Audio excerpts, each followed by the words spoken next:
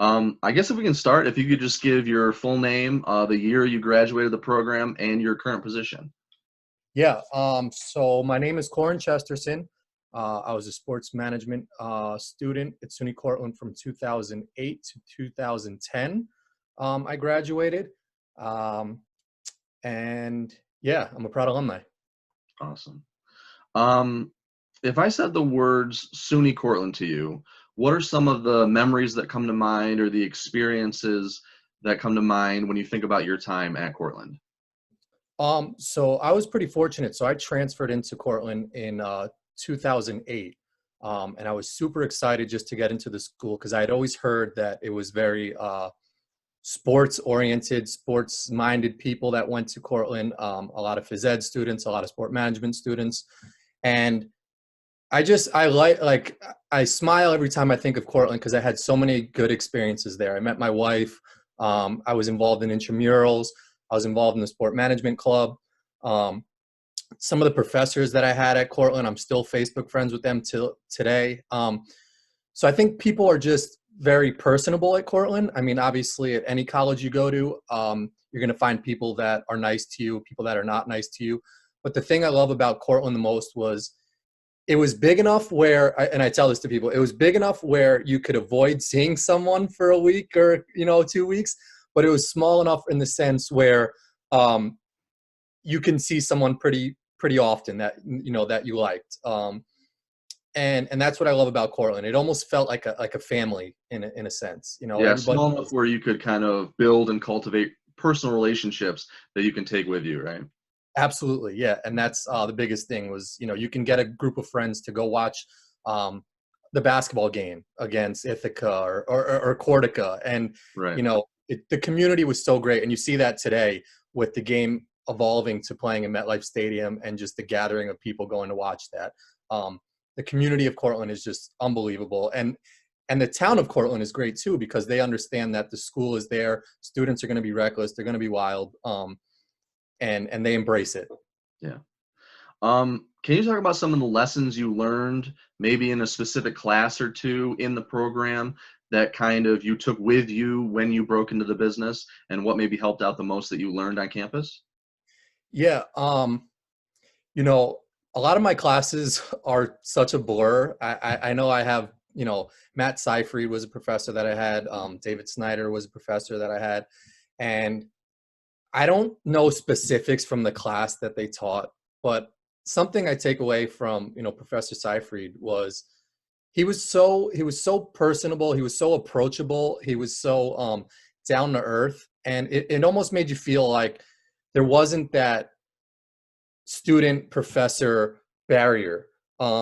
We felt very comfortable in asking him questions, not being afraid to speak our mind in class, and maybe ruffle some feathers about a topic we were talking about. Um, so I think how that applies to sports today, and me specifically working in sports, is I'm not afraid to raise my hand and ask a question. And you know, I might not get an answer I want to hear, and I might not have the right answer because obviously the professor is a professor for a reason. Um, but they're going to let you speak your mind. And it's the same thing in the corporate world. And you're seeing that today more so than ever with what's going on in the environment. They're listening to everybody's voice, black, white, Hispanic, whatever you are. If you're an intern, if you're a supervisor, a manager, your voice is going to be heard. And that's something that I very much appreciate about the professors at Cortland was they let the sport management students speak their mind and sort of take leadership in their class. Absolutely.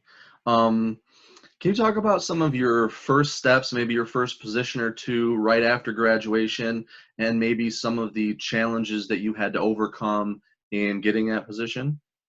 Yeah, so I was pretty fortunate. I grew up in Westchester, New York. It's a pretty affluent suburb of New York City. Mm, The area I lived, New Rochelle, Scarsdale area, there was a lot of executives. There was a lot of people who worked in New York City that worked for the NBA.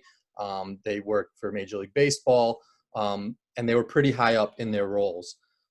There was a little sports memorabilia ice cream shop in my town that my sister worked at.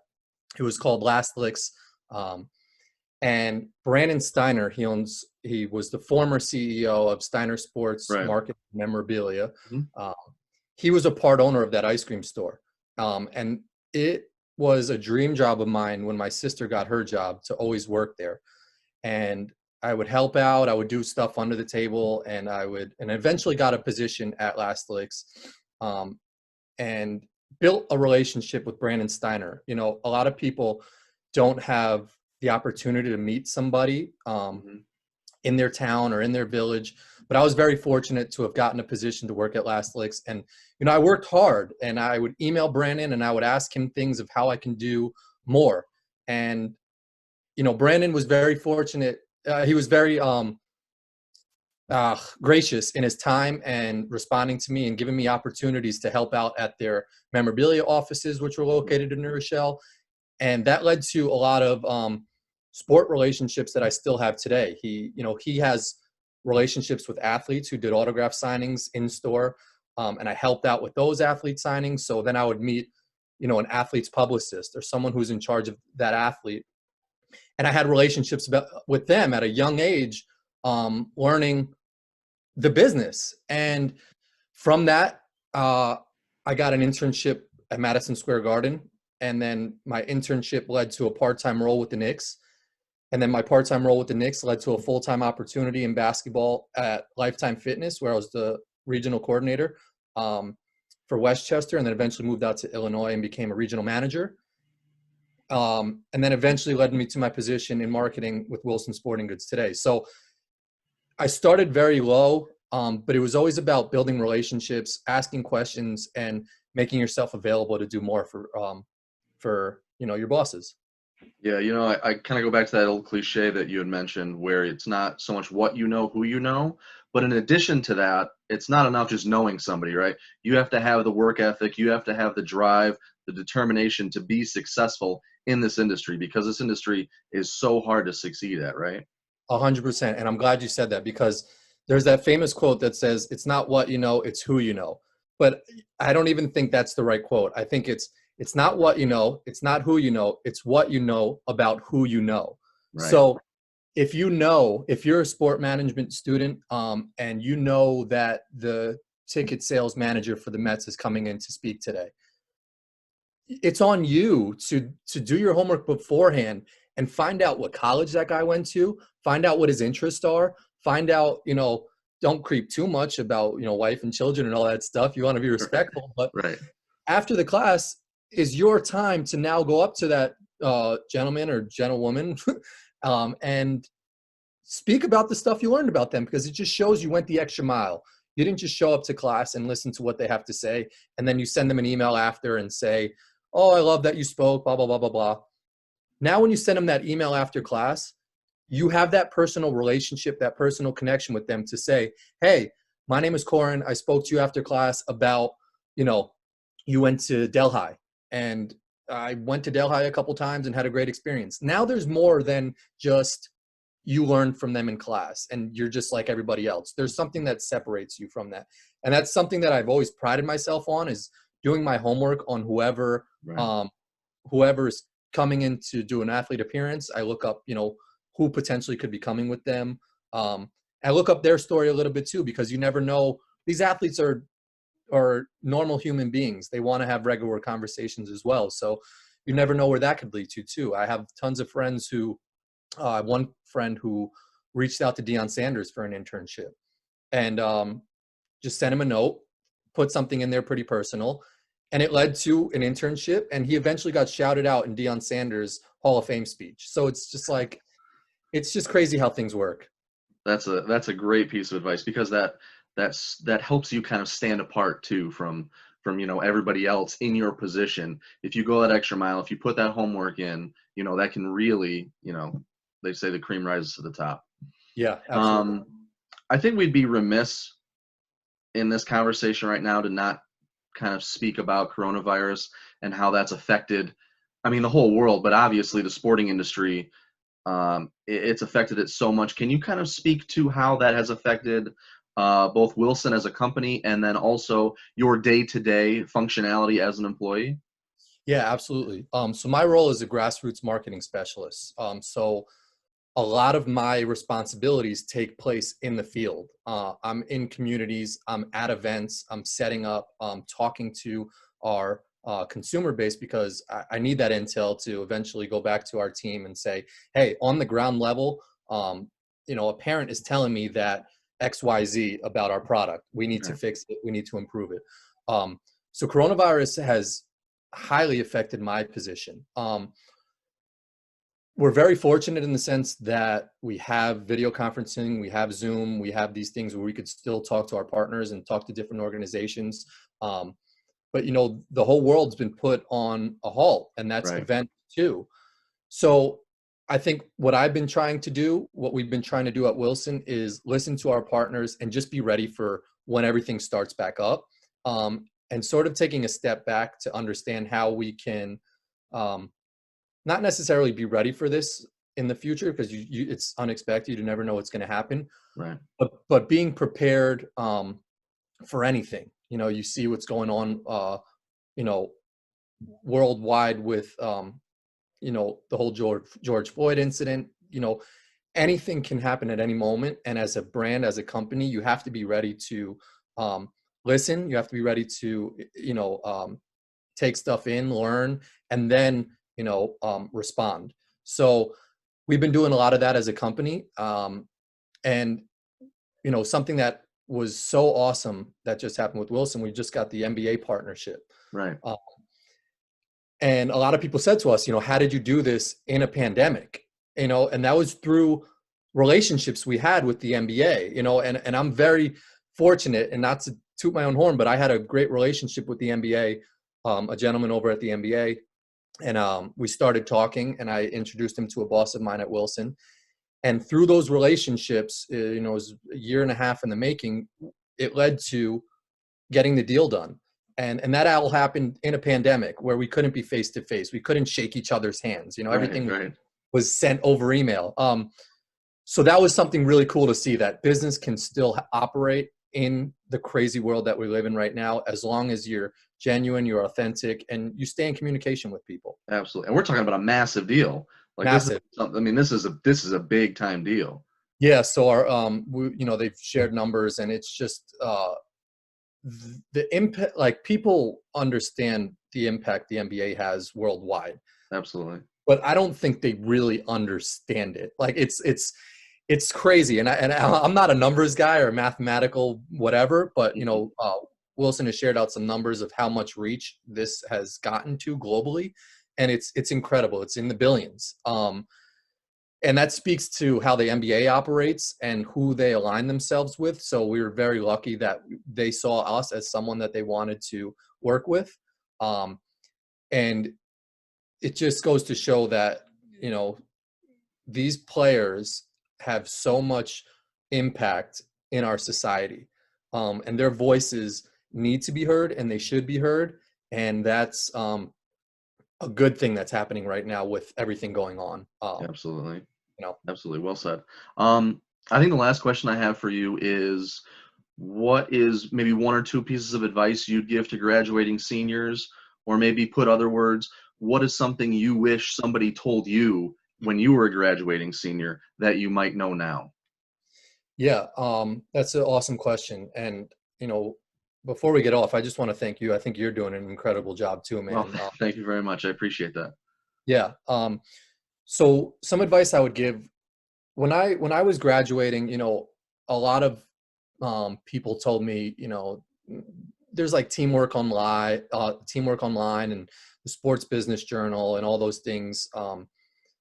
I would look at that stuff and see job postings and apply for it. But what I've really, really, really learned is it's so tough to put your resume and cover letter into one of those, websites, and expect to get a response and actually get a job from that. An internship, yes, maybe if you're willing to take an internship and learn, and actually you've got you're in a situation where you can maybe live at home, you could save some money and do whatever you do. And build relationships that way. By all means, I think those websites would reach back out for an internship. But an actual full-time job, and I tell this to a lot of people, is it's so tough without any experience to just put into a website your resume and hope to get something back. And something that I touched upon earlier is use those websites as a tool to say, okay, the Mets posted a position for ticket sales. I'll apply there. But now you have to do more homework and find out from if your dad, your mom, a cousin, a friend, or someone who came and spoke at Cortland works at the Mets, whatever department. Reach out to them, send them a note. Don't be afraid to try different email domains, because they're all the same. You know, it's John Smith at Mets.com or John Smith at NewYorkMets.com. There's a way to find out what the domain is for that team. I would say send them an email. Keep it short. I used to send these extensive emails of my whole biography. It used to be, hi, my name is Corin Chesterson. I love sports. I'm a big Mets fan. Mike Piazza, blah, blah. Right. Save all that. They don't have time for any of that. The shorter, the better. So if you just put, hey, my name is Ben Smith, SUNY Cortland grad, saw that you went there, would love an opportunity to speak to you. These people respond. They're human beings. They've got downtime in their day. So the biggest thing I would say to a graduate is just don't be afraid to send somebody an email, regardless of their title. I've had conversations with one person that is so amazing is Scott O'Neill.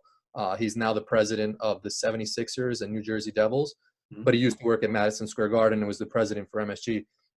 He used to respond to me regularly, and that all started because I just sent him a note saying, I'm an intern. I'd love to grow in this organization. So executives are very responsive. They're obviously busy with their time, so be respectful, but don't get so caught up, long-winded answer, in the websites, in the just sending your resume out and hoping you're going to get a response. There's so much more you have to do.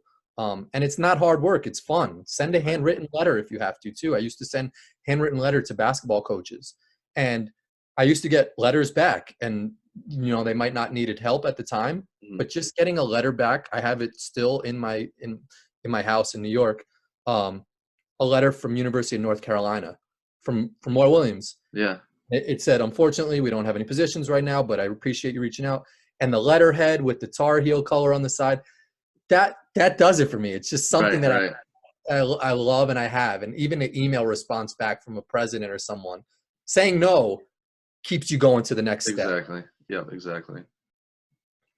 Well, Corin, I just want to thank you so much, not only on my behalf, but on behalf of the entire sport management department at SUNY Cortland. I think anybody that sees this interview will get very valuable information that you have provided to us. And I just think it's so cool when alumni are able and willing to give back to the current students in the way that you have today. I just want to thank you so much. Thanks, man. And Ben, like I said, I appreciate you a lot. I think you're doing an amazing thing. I was so excited when you reached out to me and said that you were reaching out to other alumni of Cortland. And, if I can help anybody in any way, my email address is corin.chesterson@wilson.com. I know we offer internship opportunities, and there's always job postings. There's territorial positions in New York, anywhere nationwide. So reach out to me, and I'd be happy to help, because I know other SUNY Cortland graduates were always willing to listen to me as well. Thank you so much, Corin. I really appreciate it. Yeah, Ben, keep doing your thing, man. Thank you. All right, we'll stay in touch, okay? Absolutely. Yep. All right, thank you. Stay well, brother. You too. Later.